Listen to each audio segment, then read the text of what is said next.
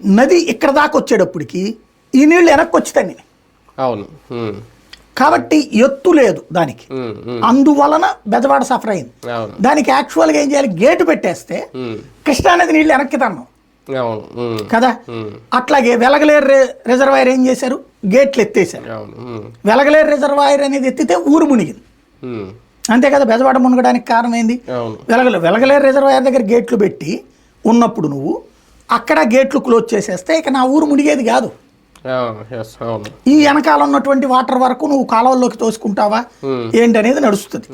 లేదా పైనుంచి ఎక్కువైనప్పుడు ఈ కిందకి వెళ్ళాలి. అప్పుడు కృష్ణానది నీళ్ళు వెనక్కి రాకుండా ఉంటే అసలు ఎంత ప్రాబ్లం వచ్చి ఉండేది కాదు. మనం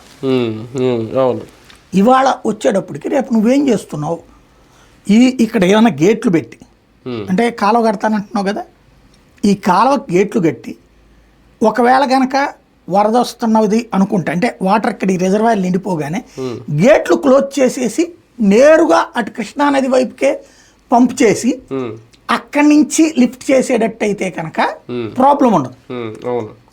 కానీ అక్కడ దాకా వెళ్ళడం అంటే ఊర్లు మునుగుతాయి అనినే ఇక్కడ ప్రాబ్లం.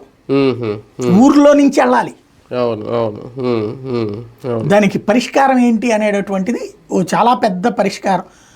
ముందైతే ఆ ఊళ్ళని సేఫ్ చేస్తున్నారు అంతే.